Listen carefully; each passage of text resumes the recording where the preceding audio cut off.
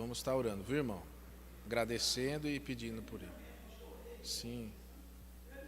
Amém. Verdade. Amém. Muito obrigado por compartilhar. Mais alguém? Irmã?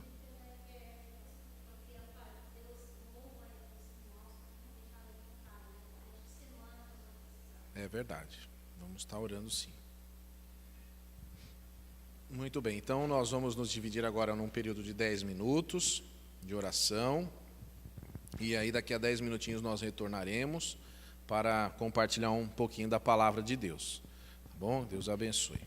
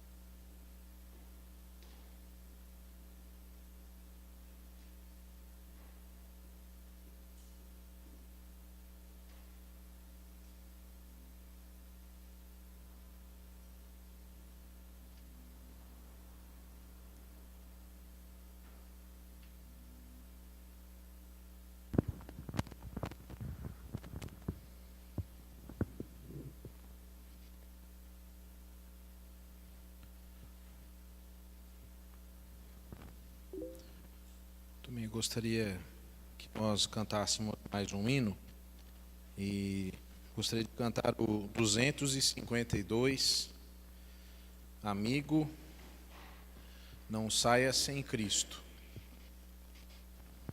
É o 252. Vamos aguardar um pouquinho ali, o irmão Jonatas está sozinho hoje lá. Tem que achar a música, achar o hino.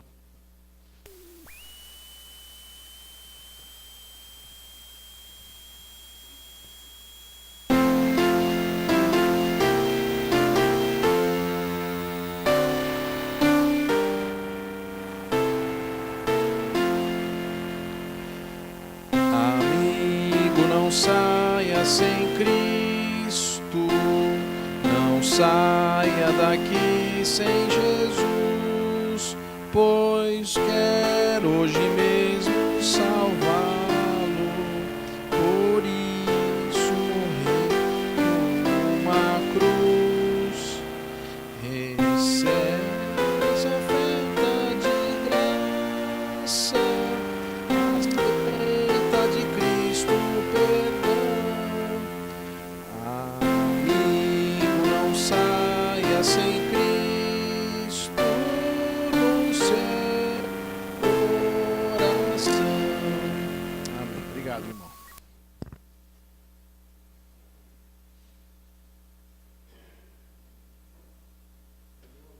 Eu trago uma meditação que talvez para alguns possa assim responder algumas coisas, algumas questões aí. E eu penso que é um assunto que toda pessoa que seriamente já pensou no seu relacionamento com Deus já deve ter passado por alguma crise de fé ou crise de confiança no Senhor. Algum momento em que você perguntou: será que realmente eu estou no caminho certo, esse meu andar? Eu gostaria de pedir que você abrisse comigo a sua Bíblia em Salmo 44, e nós vamos ler os versículos 23 e 24. Olha que interessante o que o salmista vai dizer aqui, né? Salmo 44, capítulo 44, né? Salmo 44, versículos 23 e 24. Aqui vai dizer assim: desperta, ó Senhor, porque dormes? Acorda, não nos rejeites para sempre. Por que escondes a tua face e te esqueces da nossa miséria e da nossa opressão? Amém. Vamos orar. Senhor, pedimos que a tua palavra, que é viva, fale em nossos corações. Ajuda-nos, Senhor, a compreender a tua mensagem nesta noite. Em nome de Jesus, amém. Algumas pessoas imaginam que Deus, ele se esqueceu delas. E tem gente que até pode contar uma história, dizer assim: olha, eu já passei por cada uma, eu acho que Deus não está comigo aí. Né? Tem algumas pessoas até que dizem assim: olha, Deus nunca falou nada comigo, eu estou procurando alguma coisa, uma resposta, mas não encontro. E algumas pessoas podem dizer assim: ó, Deus até existe, mas com certeza não se importa comigo. Então tem gente que pensa assim, né? E eu, assim, para ser sincero, se você talvez não vá concordar comigo, mas para ser sincero, provavelmente algum dia da sua vida você já pensou isso. Já pensou: olha, eu estou passando uma dificuldade tão grande, onde que está Deus nessa hora? Aonde está? Porque eu não consigo vê-lo agora. Às vezes a gente abre a Bíblia, não sei se você já passou por isso, você fala: bom, eu vou ler a Bíblia então. Mas a Bíblia não fala nada, né? O céu está fechado para mim. O que foi que aconteceu? E eu queria dizer que a Bíblia, ela é um livro de aliança, é um livro de compromisso de Deus com o homem e do homem com Deus. Como eu falo, homem e mulher, né? Dos homens, da humanidade. E eu gostaria assim que, se você parar para pensar um pouco, no Velho Testamento nós temos algumas leis que foram colocadas para o povo de Israel. E nessas leis, né, o povo de Israel deveria obedecer a Deus para ser abençoado.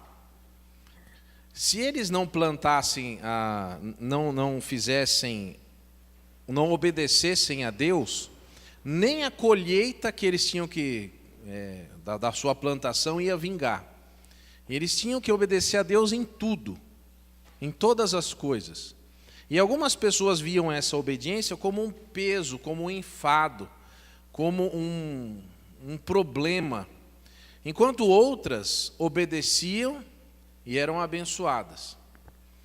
E essa, vamos dizer assim, essa dúvida de algumas pessoas, ela até pode ter vamos dizer assim, alguma razão de ser.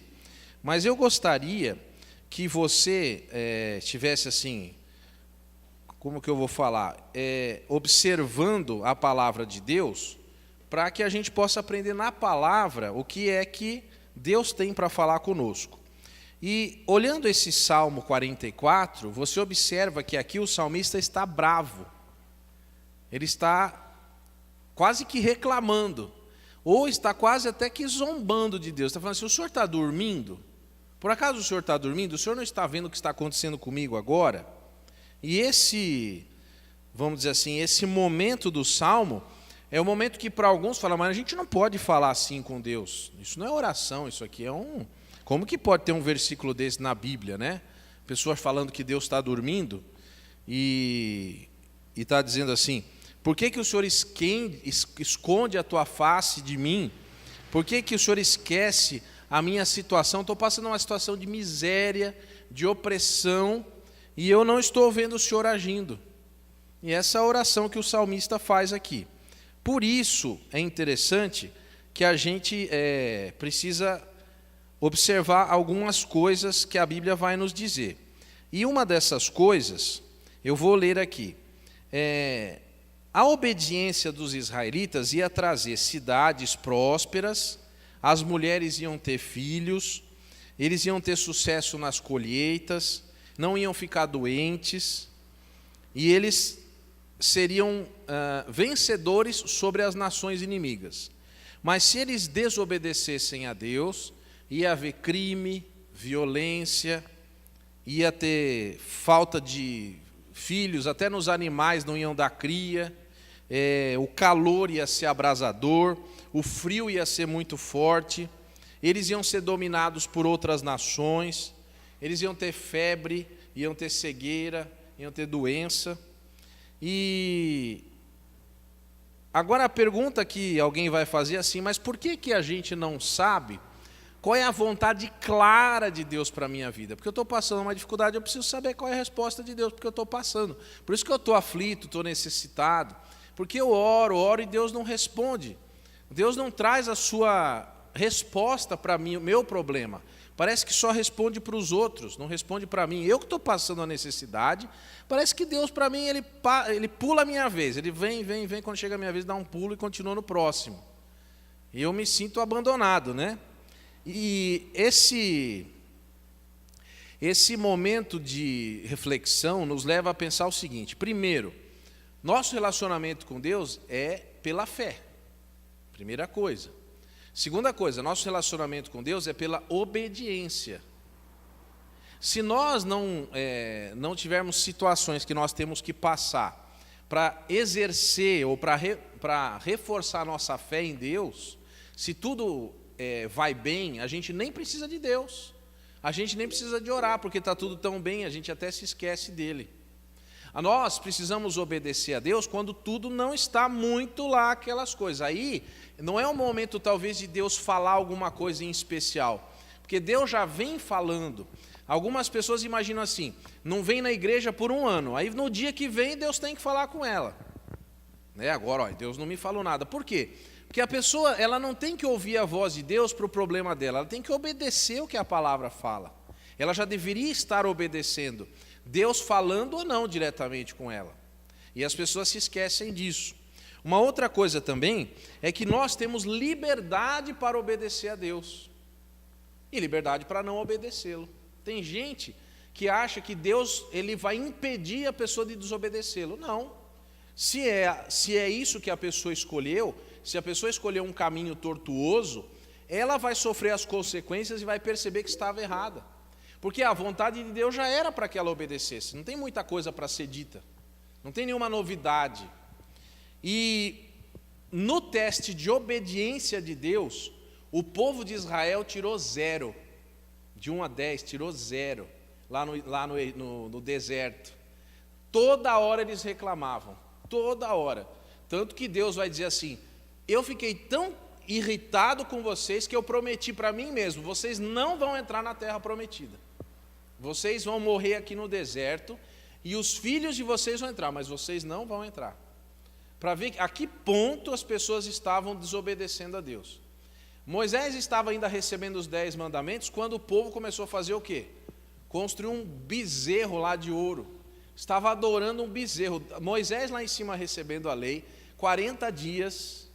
E quando ele desce, aliás, ele é interrompido. Deus fala assim: ó, Moisés, desce lá, vamos parar de conversar aqui, porque ali embaixo virou uma bagunça. Vai lá, porque o teu povo, até Deus, né, de uma forma pejorativa, fala assim: ó, o teu povo está pecando aí, Moisés. Vai lá ver o que está acontecendo. E na igreja, às vezes, nós temos pessoas que imaginam que Deus vai abençoar uma igreja, vai abençoar a igreja, vai falar com a igreja, mas se tem alguém que está longe de Deus, isso atrapalha muito. Nós precisamos individualmente, como igreja, e individualmente buscarmos a Deus. Alguma pessoa, a igreja não está sendo abençoada, a culpa é dos outros. Não, nós temos a nossa parcela de responsabilidade, nós precisamos estar diante de Deus, confessando nossos pecados, mudando a nossa vida, vivendo para Ele, buscando, Senhor, onde eu estou errando, me perdoa se eu errei, eu quero que o Senhor me ajude, alguma coisa que a pessoa às vezes não consegue deixar de fazer, Senhor, me ajude, eu não quero ficar nervoso, não quero perder a minha paciência como eu perdia, eu não quero pensar mal das pessoas, me ajuda, me fortalece, fica comigo, eu busco a Tua presença em oração, e aí Deus vai ajudando essa pessoa, ela vai se modificando, e aí a igreja vai sendo abençoada. Agora, uma pergunta que algumas pessoas fazem assim: tudo bem, mas por que Deus às vezes não dá um sinalzinho da presença dele? Só um assim, né? Eu estou orando, acende uma luz, um anjo aparece, aí eu já ficava contente, não precisa resolver necessariamente o meu problema. Mas é assim, a pergunta é: por que Deus não faz o que eu quero? Essa é a grande pergunta. Por que Deus não faz o que eu quero que Ele faça? Porque Deus tem que fazer do jeito que eu quero as coisas, senão eu não reconheço Ele como Deus. As pessoas falam assim, né? Agora, eu pergunto a você uma coisa: o povo de Israel viu a presença de Deus agindo no meio deles ou não? Viu a nuvem, a coluna de fogo toda noite, a nuvem todo dia? Não viu a presença dele no Sinai? Não viu a água sair da rocha? Não viu a água amarga se transformar em água potável? Não via o maná todo dia, comida chegando? Não via a presença gloriosa de Deus lá no tabernáculo, cuidando? Não via a sua fragilidade, mas eles mesmo assim ganhavam dos seus inimigos? Não via o sinal de Deus a cada dia? E isso porventura ajudou o povo a ser obediente? Porventura o povo então falou: bom, então Deus está com a gente, agora a gente vai obedecer. Não. Então, não é pelos sinais da presença de Deus que nós nos tornamos obedientes, e nem é aumentada a nossa fé. Porque se fosse, o povo de Israel tinha que ser campeão nisso. Mas infelizmente eles foram reprovados. Então a nossa obediência e a nossa fé não podem depender dos sinais de Deus. Porque se for assim, nós temos um exemplo do povo de Israel que não obedecia. Simplesmente reclamava, não era isso? Todo dia reclamando, todo dia. Não tem carne hoje. Lá no Egito que a gente sentava nas panelas de carne, lá tinha frutas para a gente comer, e Deus dando maná todo dia de graça, sem qualquer esforço. A pessoa abria a sua barraquinha lá, pegava a tigelinha e já podia comer, podia cozinhar, podia amassar, fazer pão, fazer bolo, fazer o que quisesse. Mas as pessoas estavam reclamando. E Deus ficou triste porque Deus que estava dando o alimento, não era pelo trabalho deles, mas eles reclamavam. Então, isso não é motivo para alguém crer. Eu gostaria que você abrisse comigo em Isaías 42:14, a sua Bíblia, por favor. Isaías 42:14.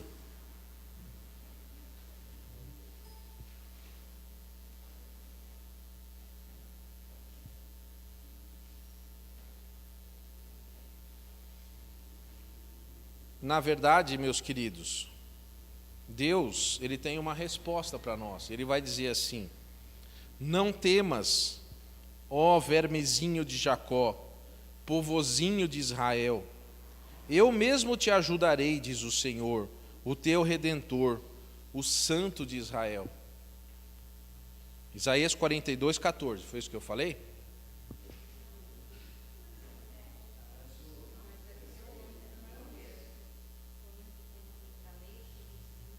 Ah, desculpa, eu li errado aqui, né? Estou vendo que os irmãos estão olhando para mim aí. Eu li o 41, tá errado, ó. Desculpa, irmãos. É o 42 que eu tenho que ler, não é eu que li errado. Diz assim: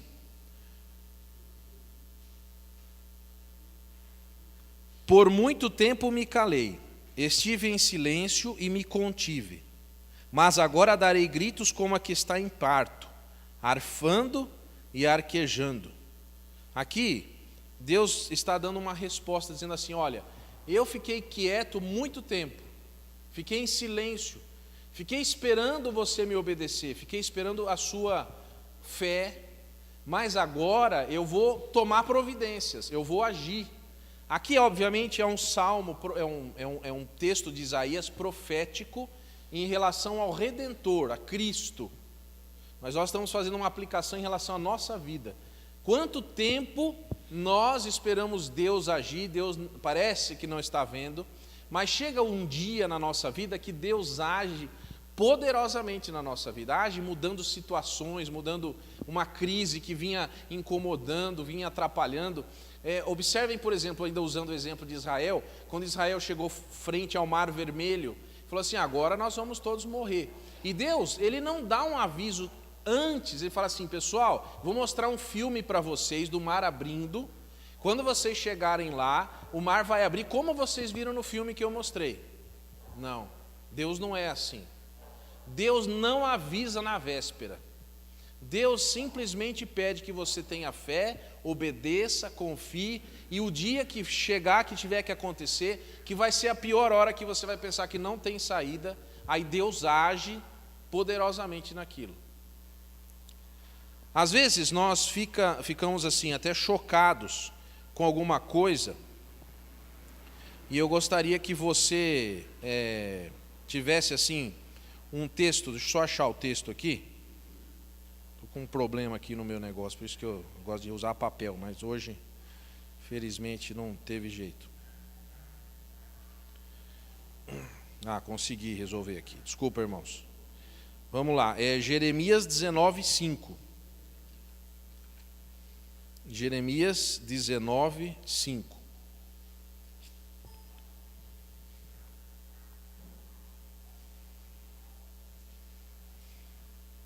As pessoas de Israel, elas não estavam nem obedecendo mais a Deus e nem estavam mais lembrando-se de Deus. Olha o que elas estavam fazendo. Jeremias 19:5. Edificaram os altos de Baal para queimarem seus filhos no fogo, em holocausto a Baal, o que eu nunca lhes ordenei, nem falei, nem me subiu ao coração. Então, o que o povo começou a fazer? Apesar de Deus ser o Senhor, apesar de Deus ser aquele que ajuda, o Salvador, as pessoas cada vez mais começavam a se afastar de Deus, ao ponto de fazerem coisas, está escrito na Bíblia, que Deus nunca pensou que alguém fosse fazer aquilo. Nunca Deus colocou no seu coração que alguém oferecesse a Ele alguma coisa, uma criança queimada no incenso, alguma coisa, como estavam fazendo a outro Deus. Aqui o interessante é que uma coisa é alguém cultuar Deus errado, né, a Deus de forma errada, mas aqui eles estavam cultuando ao Deus errado de forma errada. Estavam longe de Deus, abandonaram totalmente os caminhos do Senhor, ao ponto de matarem os seus próprios filhos, entregando a outro Deus. E eu já falei aqui, mas vou falar de novo. O Deus Baal é o chamado nojento senhor das moscas. Eles estavam entregando ao Deus da nojeira os seus filhos queimados no fogo, em vez de oferecer a um Deus santo, não matando o filho, mas oferecendo em oração, o filho vivo a Deus, para que Deus o abençoasse, cuidasse dele, que fizesse crescer, que desse prosperidade. Então, as pessoas, elas fazem absurdos contra Deus, contra seus filhos, contra si mesmo, quando elas esquecem do Deus verdadeiro. Por isso nós não temos padrões, limites, senão em Deus, para nossas ações. Às vezes a gente fala assim, Deus não faz o que eu quero, e Deus vai responder exatamente, se eu fizer o que você quer, nós estamos perdidos aqui. Você tem que fazer o que eu, Deus, quero, não o que você quer. Que eu, Deus, é que sei o que é que tem que ser feito, e deixo na minha palavra. Porque se deixar a pessoa fazer o que ela quer, vira essas confusões aqui. Agora, vamos imaginar que existisse um mundo perfeito, com tudo perfeito, sem mal, sem pecado, absolutamente nada. Como é que as pessoas iam provar a sua fé e provar a sua obediência para Deus? Eu não estou aqui justificando o pecado, mas estou dizendo que graças a Deus, nós temos a oportunidade de demonstrar nossa obediência e nossa fé a Ele. Porque nesse mundo perfeito, as pessoas não precisariam provar nada, não precisariam obedecer a Deus, estava tudo certo. E esse mundo perfeito não existe. Esse mundo perfeito onde uma pessoa respeita a outra. Quanto mais condições você dá para uma pessoa, você fala assim para uma pessoa, eu vou pagar um bom salário para você. Aí a pessoa vai lá e compra um carrão. E vai lá na rua, corre e atropela alguém. A necessidade da pessoa não é dinheiro. O dinheiro é importante para que a pessoa coma, para que ela se vista, mas quando ultrapassa um certo limite, a pessoa começa a fazer bobagens com o dinheiro e começa a fazer coisas que podem levar a um pecado ainda maior. Porque alguém pensa que só quem está passando fome, que tem vontade de roubar, tem gente que tem milhões e continua roubando e mentindo e fazendo cada vez pior. Não é o dinheiro que a pessoa tem. Então talvez a educação. Vamos educar as crianças, vamos mostrar para ela fazer conta, ensinar o português correto, vamos ensinar tudo, dar toda a informação. A internet está aí com toda a informação. As pessoas deixam de fazer coisa errada? Não. Não é a solução também. Não é essa a solução. Então, qual seria a solução? A solução é exatamente como as coisas são. Por pior que pareça, nós temos a oportunidade de obedecer a Deus com o que nós temos. Nós temos a oportunidade de demonstrar nossa gratidão a Deus, não que isso valha para a nossa salvação, mas nós podemos agradecer a Deus e reconhecer o que Ele fez por nós, ainda que esse mundo seja imperfeito. Isso é uma oportunidade que nós temos. Porque se tudo fosse perfeito, como seria? Agora, em Filipenses 2, 5 a 11, vai dizer assim: de sorte que haja em vós o mesmo sentimento que houve em Cristo Jesus, que sendo em forma de Deus, não considerou o ser igual a Deus, era algo qual deveria se apegar, mas a si mesmo se esvaziou, tomando a forma de servo, fazendo-se semelhante aos homens, e achado na forma de homem, humilhou-se a si mesmo, sendo obediente até a morte e morte de cruz. Pelo que Deus o exaltou soberanamente e lhe deu um nome que é sobre todo nome, para que ao nome de Jesus se dobre todo o joelho dos que estão nos céus, na terra e debaixo da terra, e toda a língua confesse que Cristo Jesus é o Senhor, para a glória de Deus Pai.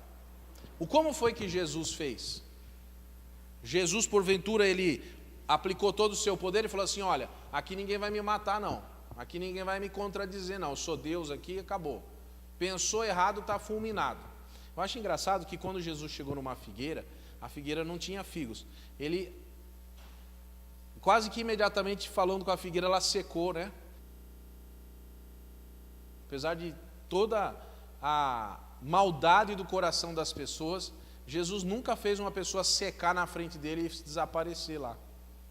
Tinha uma paciência, tinha uma vontade de mostrar que era um servo sofredor, humilde, padeceu aquilo que tinha que padecer. Esse texto está dizendo isso. Então, o que Deus fez com ele? Como ele aprendeu a obedecer, Deus o exaltou soberanamente, porque ele aprendeu pela obediência. Esse é um bom caminho para nós. Agora, e no Calvário, Jesus também não teve que se doar, não teve também que se expor ali, as pessoas tentando machucá-lo e conseguindo machucá-lo, batendo nele. E mesmo assim, ele foi obediente até a morte, e a Bíblia vai dizer, não foi uma morte assim, de ir morrendo devagarzinho, foi uma morte de cruz, uma morte terrível, mas ele obedeceu. Agora, algumas coisas importantes. Deus não conta tudo para nós, porque contar as coisas não vai nos ajudar. Deus também, ele não conta as coisas para nós, porque nós não somos capazes de compreender a resposta. A Bíblia vai dizer que os pensamentos de Deus são muito mais altos que os nossos pensamentos. Por isso, nós às vezes perguntamos para Deus e não há como explicar. A resposta é: continue. Continue obedecendo, continue me servindo, continue tendo fé. Porque se eu te explicar, você não vai entender. O que eu posso te dizer agora é: creia em mim, me obedeça, continue andando na minha direção, eu estou com você. Às vezes Deus vai dizer só isso. Deus às vezes não oferece nenhuma explicação para as coisas. Por quê? Porque Deus vive em outra dimensão, vive fora do tempo, Ele conhece a eternidade, Ele sabe todas as coisas da sua vida, Ele sabe o que vai acontecer amanhã, depois de amanhã e daqui a 10 anos. E já pensou se Deus fosse contar para uma pessoa e falasse assim: ó, vem aqui, senta, eu vou te contar todos os problemas que você vai passar na sua vida agora. A pessoa vai falar: ó, Senhor, eu não quero viver mais, eu não aguento. Mas a gente aguenta, porque Deus faz isso de uma forma que a gente possa suportar o nosso dia de 24 horas. Deus não conta o dia de amanhã, tanto que Jesus vai dizer: cada dia basta o seu mal. Para você, o importante é viver o presente, não se perca com o seu futuro é meu. Mas se preocupe com o seu relacionamento comigo hoje. Se você ficar preocupado com outra coisa amanhã, às vezes você perde o seu relacionamento comigo hoje. E Deus quer que nós vivamos intensamente com Ele. Agora, existem algumas questões importantes. Vocês se lembram de quando Moisés quis ver a Deus? E Deus disse assim: ó, você não pode me ver. Eu vou passar, você vai ficar na fenda de uma rocha, e eu vou passar, e para você não ser fulminado pela minha glória, eu vou colocar a minha mão, e você vai me ver pelas costas. Meus irmãos, se Deus revelar tudo o que Ele tem para revelar para nós somos fulminados pela glória dEle. Pela misericórdia dEle, Ele nos permite que nós fiquemos ainda vivendo sem, vamos dizer assim, sem vê-lo com os nossos próprios olhos, porque vê-lo seria nosso fim. Pela sua misericórdia, Ele permite que nós continuemos vivendo aqui nesse mundo, até que nós tenhamos efetivamente um corpo transformado que seja capaz de estar na presença dEle. E às vezes para algumas pessoas é difícil entender isso, mas isso é misericórdia de Deus.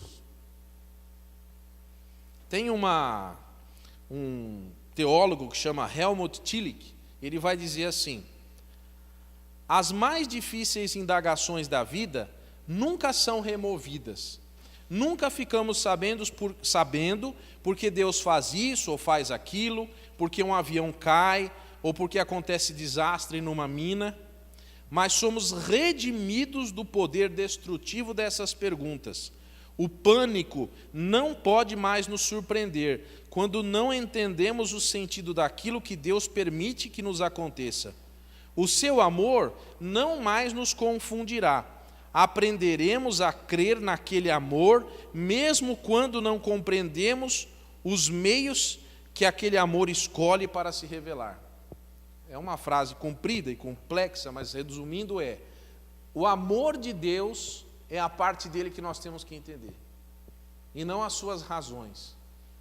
Nós não podemos colocar o dedo assim na frente de Deus, eu quero saber, eu preciso saber. Deus vai dizer assim, você não precisa saber, você não pode saber, quem sabe sou eu sou Deus, ande comigo, é a sua parte.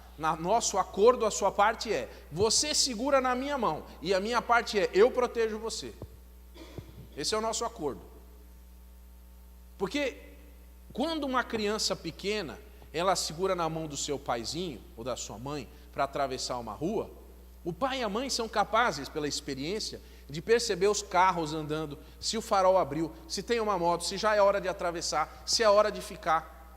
Mas a criancinha, ela não sabe. E ela quer soltar da mão, ela quer correr, ela quer atravessar a rua correndo, e só o pai sabe, ou a mãe, que sabe a hora certa, porque tem uma visão do contexto, aquela criança pequenininha. O que pode acontecer com ela, quando ela largar a mão e sair correndo numa rua. Mas o pai e a mãe sabem. Por isso que o pai e a mãe segura com força, e a criança vai dizer, mas está doendo. Por que você me segura com tanta força? E a criança começa a chorar. Estou presa. Meu pai não me ama, minha mãe não me ama, fica me segurando, fica me apertando. Agora que olha, a rua era ótima para correr aqui, olha que espaço que eu tenho, e Deus fica me segurando. E dá tempo para explicar alguma coisa? Dá tempo, a criança vai entender alguma coisa do trânsito, da maldade das pessoas que atravessam em faróis vermelhos, das pessoas embriagadas, dos acidentes que podem acontecer. Dá tempo para explicar, a criança vai entender toda a maldade humana, toda a situação? Não vai. Conosco é a mesma coisa, nós somos criancinhas segurando na mão de Deus, esperando que Deus diga, vai, agora vamos, agora você para. E a gente fica, Senhor, me larga, me deixa, a tua palavra é muito pesada, a sua mão sobre a minha vida, eu me sinto preso, não posso fazer as coisas que o mundão faz. E Deus está dizendo, fique segurando na minha mão, fique comigo. Eu sei a hora certa da gente andar, eu sei a hora certa da gente parar, eu te levo onde você está em segurança, eu sei onde eu estou indo, você não sabe. E às vezes a gente não aguenta Deus segurando na nossa mão, a gente fica com raiva, não me responde, o Senhor não fala comigo, fala, querido, eu estou andando com você no meio de uma tempestade, mais do que falar, eu estou segurando na sua mão, estou te pegando no meu colo, não é hora de eu te contar, você não vai simplesmente entender nada, simplesmente aguente firme, continue olhando para mim, eu sou o que você tem, eu sou a sua herança, eu sou o melhor que você tem, você não vai encontrar absolutamente ninguém, em nada, em nenhuma outra situação, nada melhor do que a minha mão. E às vezes a gente acha que Deus está machucando a gente, mas na verdade Ele está protegendo a gente. É isso que o cara quis dizer. Tem um outro homem chamado Paul Tournier, ele morreu em 1986, ele disse assim, onde já não há qualquer oportunidade de dúvida, também já não há qualquer oportunidade de fé.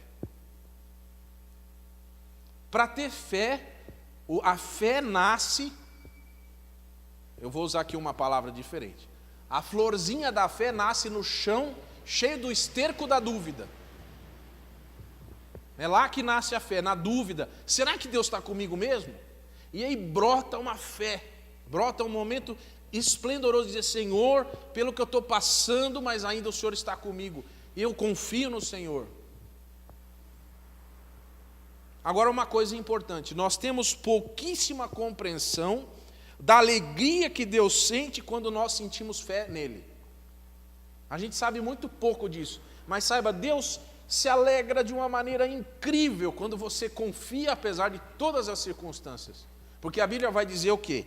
Sem fé é impossível Olha que coisa, é impossível agradar a Deus. João 12, 27. Agora está angustiada a minha alma. Falando, João 12, 27. Agora está angustiada a minha alma. O que direi eu? Pai, salva-me dessa hora? Mas precisamente com esse propósito vim para essa hora. Pai, glorifica o teu nome. Olha a oração de Jesus aqui. Deus, eu vou pedir para o Senhor me tirar desse sofrimento? Eu vou pedir para o Senhor não cumprir o teu plano na minha vida? Eu vou me rebelar contra o Senhor agora? Se foi exatamente para isso que eu nasci, para isso que eu existo, para te obedecer, para ficar contigo, para ter fé em ti o tempo todo, agora é hora de eu fraquejar? Agora é hora de eu te abandonar? Aqui está dizendo assim, Pai, olha o final desse versículo, Pai, glorifica o teu nome na minha vida.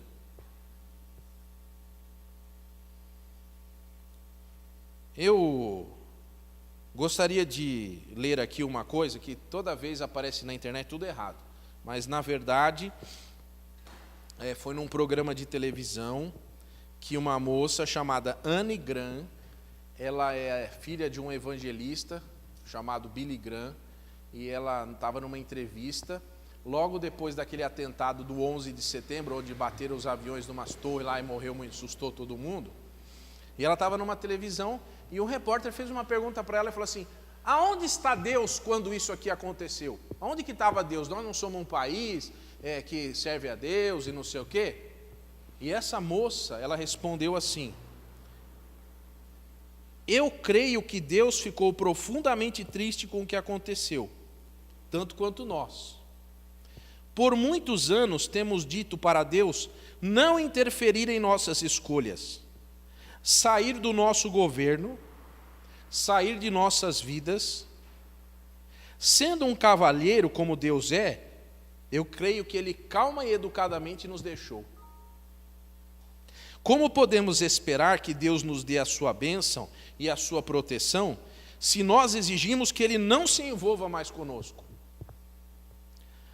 À vista de tantos acontecimentos recentes, ataques terroristas, tiroteio nas escolas, pessoas morrendo, umas matando as outras com violência, eu creio que tudo começou desde quando nós começamos a reclamar que as orações que eram feitas a Deus nas escolas americanas estavam atrapalhando e nós paramos de conversar com Ele. Depois disso, alguém disse que seria melhor também não se ler mais a Bíblia nas escolas. A Bíblia que nos ensina que não devemos matar, roubar, que devemos amar o nosso próximo como a nós mesmos. E nós também concordamos com essas pessoas. Logo depois, os psicólogos disseram que não deveríamos negar nada aos nossos filhos, mesmo quando eles se comportassem mal, porque as suas personalidades em formação ficariam distorcidas e poderíamos prejudicar a sua autoestima. E nós dissemos, os peritos nesse assunto devem saber o que estão falando. E então nós concordamos com eles. Aí, alguém sugeriu que nós deveríamos legalizar o aborto. Isso é a Anne Graham falando na televisão. E nós aceitamos. Então foi dito que deveríamos dar aos nossos filhos tantos preservativos quanto eles quisessem para que eles pudessem se divertir à vontade. E nós dissemos, está bem. Então alguém sugeriu que liberássemos todo tipo de coisa errada e disséssemos que isso é uma coisa sadia e uma apreciação natural da nudez humana. Depois outra pessoa foi um passo adiante e publicou fotos de crianças se pervertendo e nós colocamos isso à disposição de todos na internet. E nós dissemos, está bem, isso é democracia, eles têm o direito de liberdade de se expressar e fazer isso. Agora nós estamos perguntando por que os nossos filhos não têm consciência, por que não sabem distinguir entre o bem e o mal, entre o certo e o errado, por que não se incomodam de matar as pessoas estranhas e os próprios colegas de classe ou a si mesmos. Provavelmente, se nós analisássemos, nós íamos perceber que nós estamos colhendo o que plantamos. uma menininha escreveu um bilhetinho para Deus: Senhor, por que não salvaste aquela criança na escola? E a resposta dele seria: querida, não me deixam mais entrar nas escolas.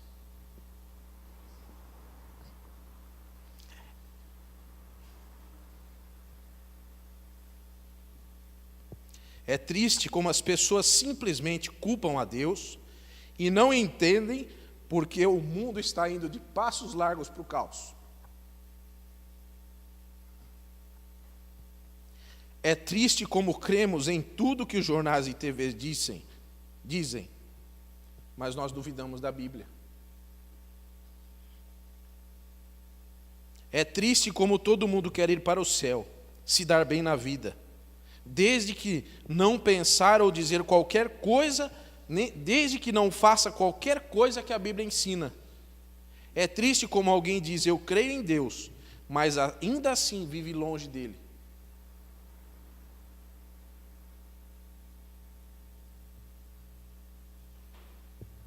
É isso que nós estamos fazendo. É isso que nós, como humanidade, temos feito também no nosso país.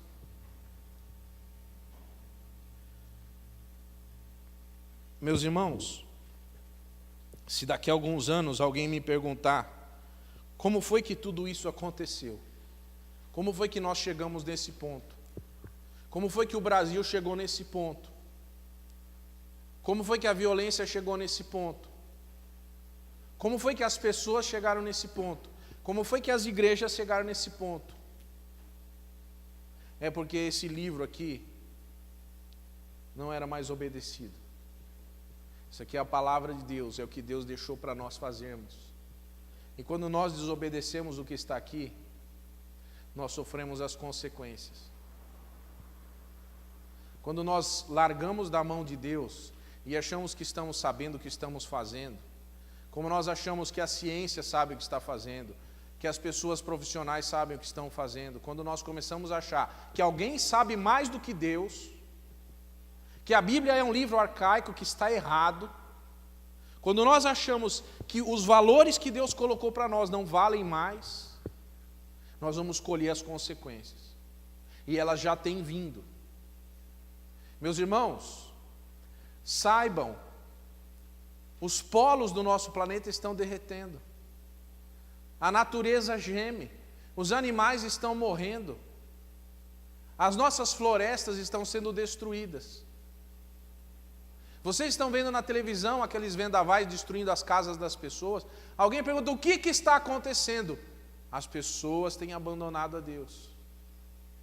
Quando vierem os terremotos, quando vierem as tempestades, quando vierem as doenças, alguém vai falar assim: Deus, onde o Senhor está? Deus vai dizer: eu estou exatamente onde eu sempre estive, no meu trono. Eu lamento muito o que nós estamos fazendo. Lamento muito as notícias que eu tenho visto. Meu coração fica muito pequenininho, porque nós estamos vendo cada coisa.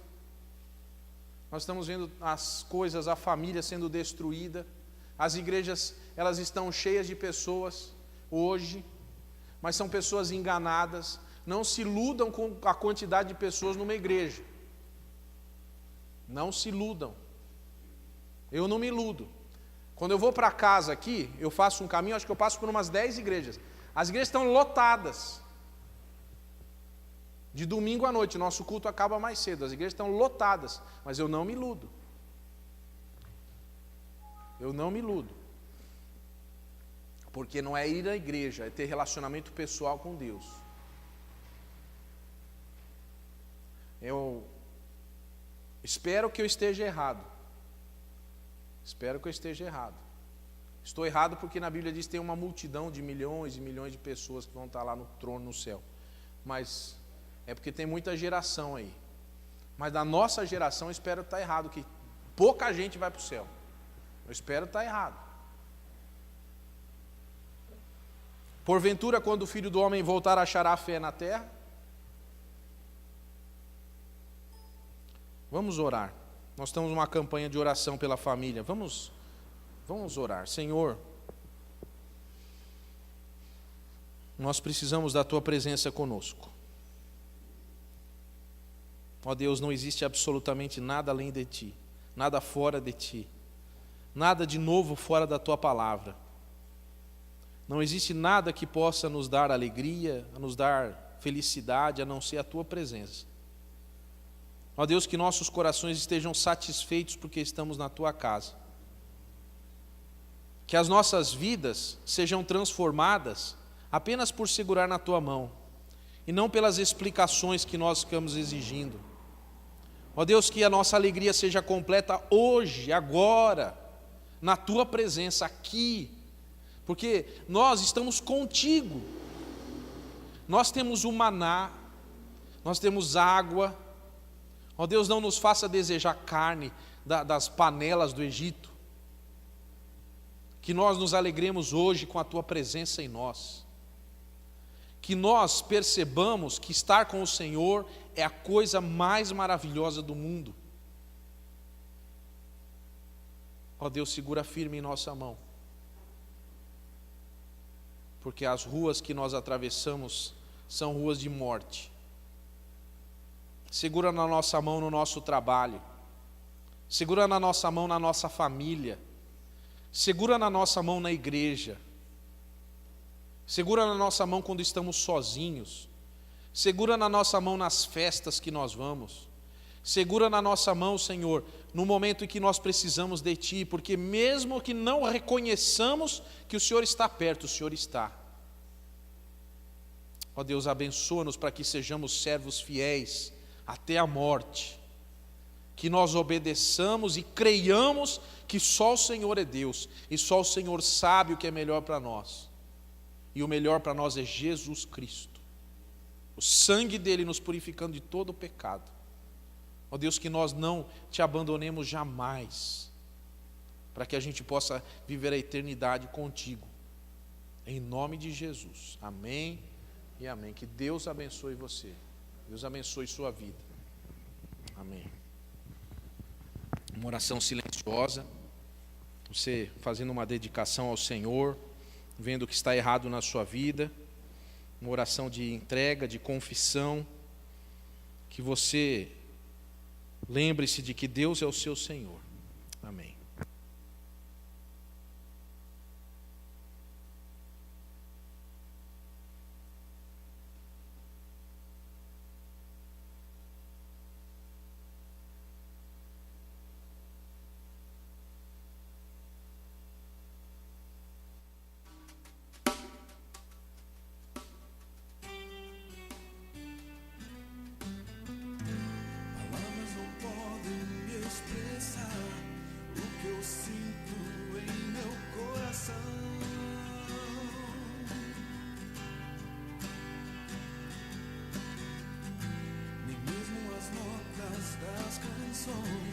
Me mostrarão o que há em meu ser.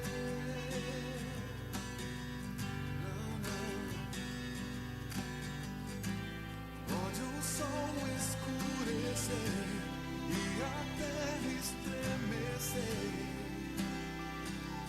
eu não vou te deixar.